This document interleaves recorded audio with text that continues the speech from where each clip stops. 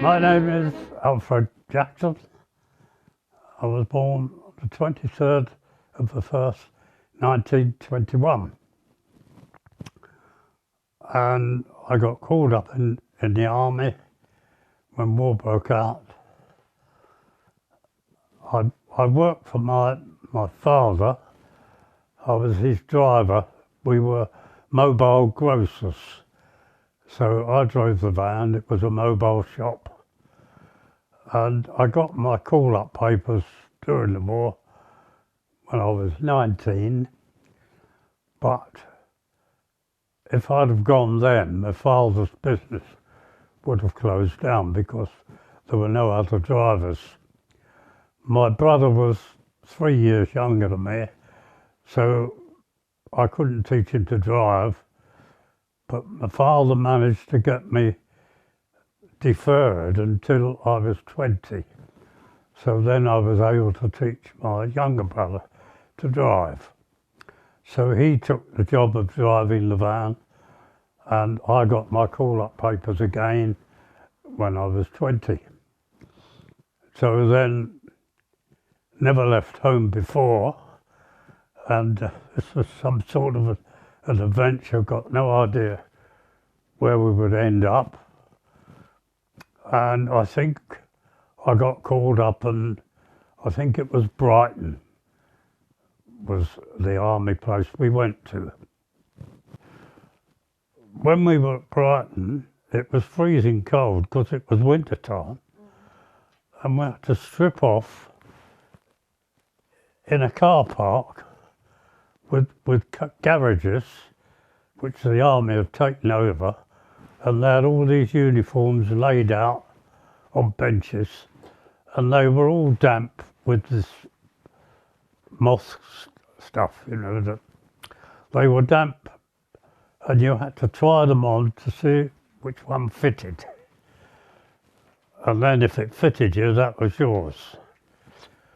And then of course you had to try and dry them out and then dress up in the proper uniform. And we had no idea what to do with them really, because we'd never worn a uniform before.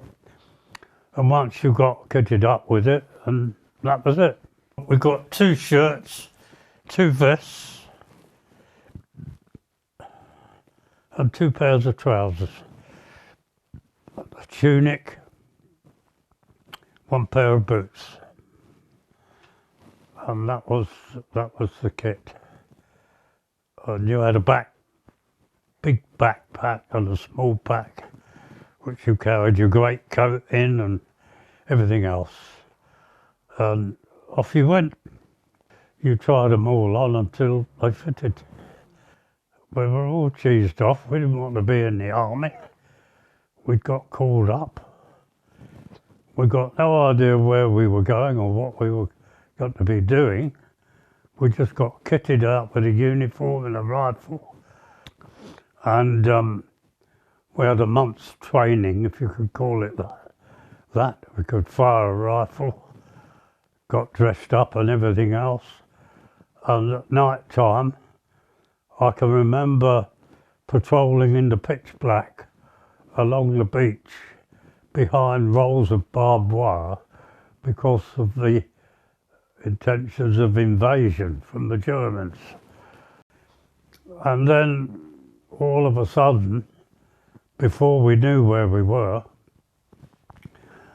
were put on a train and we finished up in Scotland. And when we got off the train, we were on the quayside, and the ship, which was called the Duchess of Atholl, was a liner, and it was sitting out in the sea. It couldn't get any closer. So we had to get on one of these army rafts, paddle ourselves out to the side of the ship and climb up a ladder and go into the side of the ship. And I think we were several weeks with a big convoy, American convoy as well, that joined us. Got no idea where we were going, and I think it was several weeks before we got to Egypt, We didn't know it was Egypt where we were going. We didn't know where it was till we got off the ship, and all we could see was sand everywhere.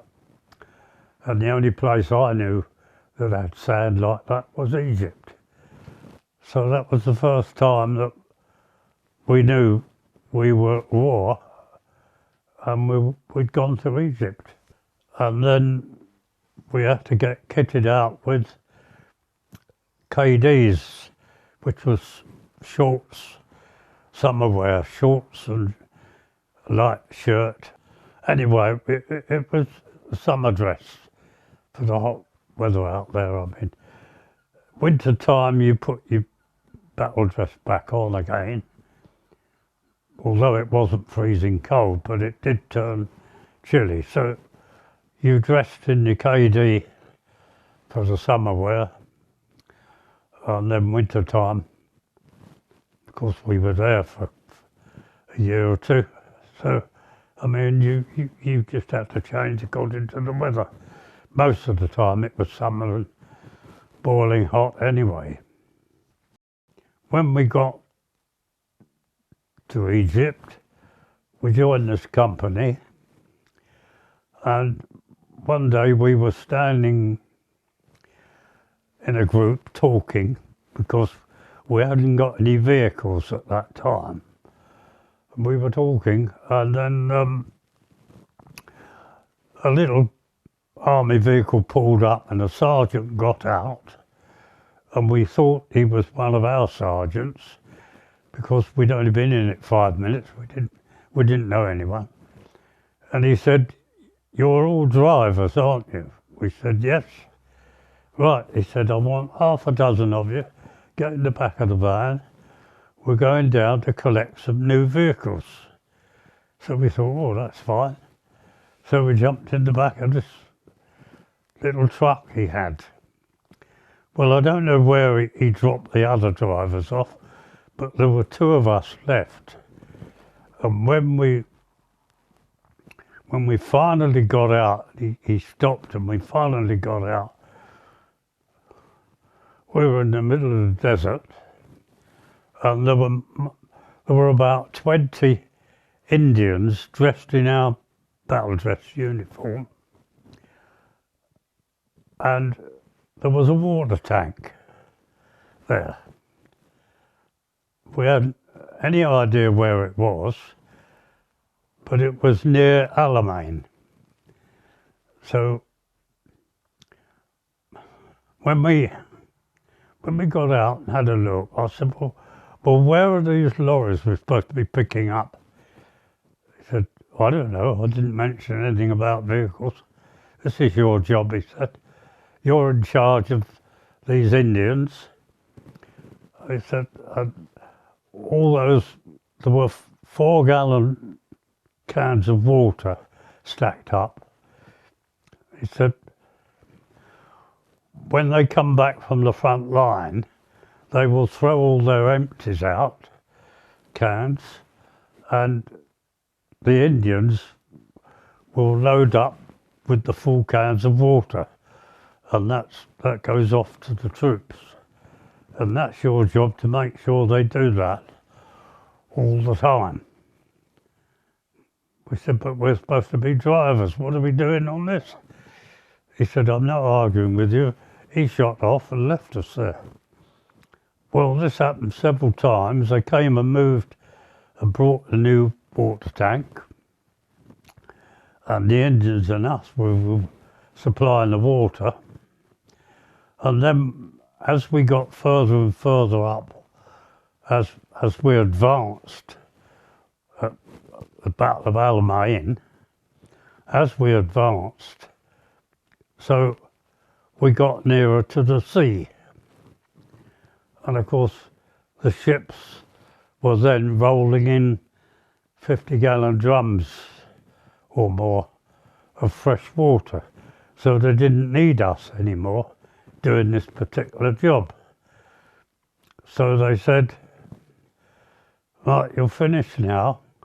We'll take you back and you can go and report where we started from, there was this huge tent just on the side of the road, and army officers in there. We had to report to them that we'd finished this job and was going back to our unit. Well, we thought we were with the unit, but we weren't. When we got back to our unit, and the sergeant found us and said, "Who are you?" So we told him who we were. He said, "You've been missing all this time. I better take you to see the major." So we got to the vehicle where the major was sitting at his desk, trotted up to him and saluted and everything. He said, "I've got you down as deserters." They didn't know where we were. We just went missing. Who these people were that collared us to do this job, we've still got no idea at all. Did you get into trouble? No, he said, "I've got you down as deserters." I said, "But we've been doing this job, which we thought we were with you, and I've reported it to the people in this tent, you know." I said, "They've got all our information." So he said, "Well, you're confined to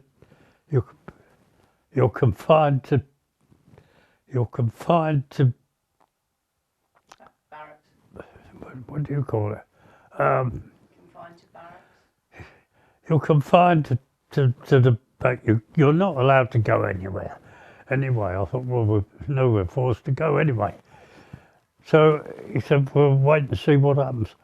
Well, for 2 weeks, he confined us to camp for 2 weeks. But after that, we didn't hear a word, not a sausage. And they gave me a jeep, and the next thing I knew, they said, "Right, well, you've got to pick this officer up and take him to Cairo, which is our headquarters, army headquarters, at Shepherd's Hotel." I said, "Well, where's Cairo?" He said, "Well, it's down there where you got off the ship."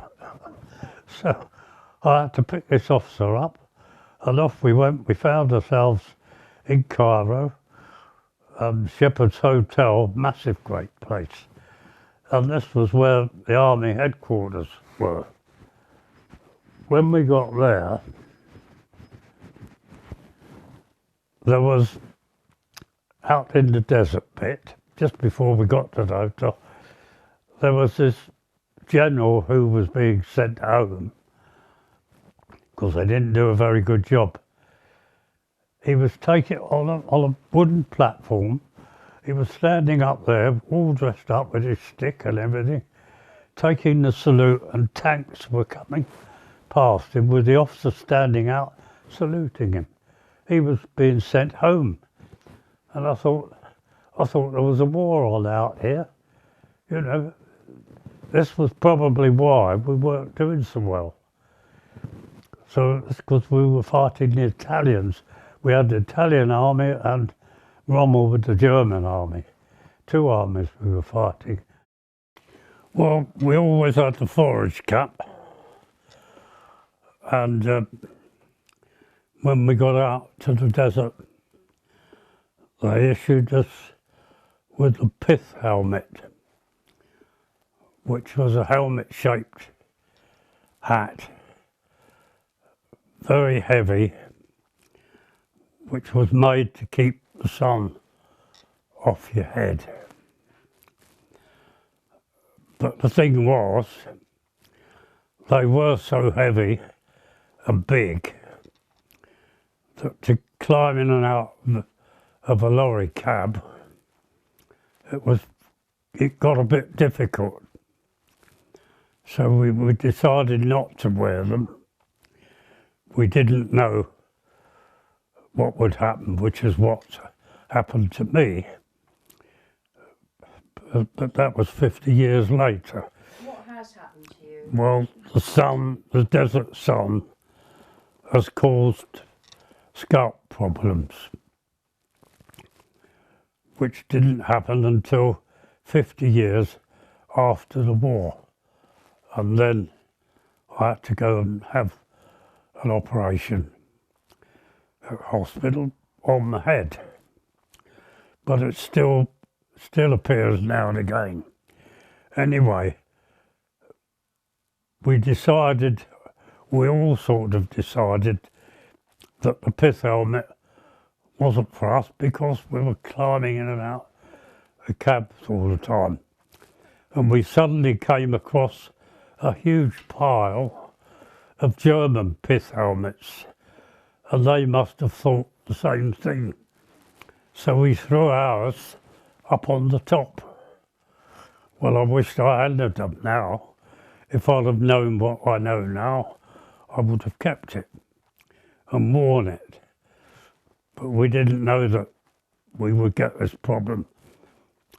And so, being that we were drivers and in and out of cabs, we threw them on top of the Germans. So there were two piles in one there. Anyway, that was the pith helmet.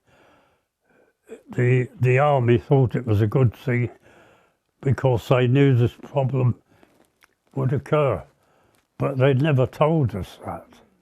They should have done, and we wouldn't have thrown them away. But we didn't know that.